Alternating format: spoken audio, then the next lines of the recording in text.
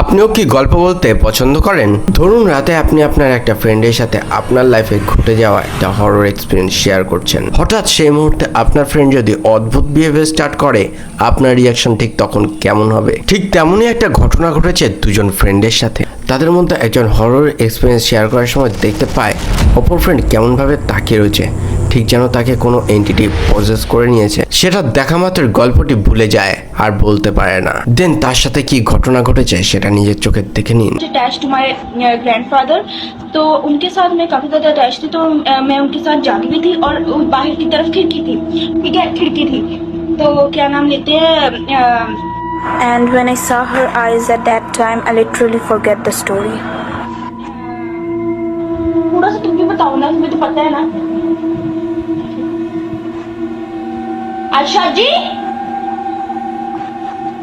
अम्मी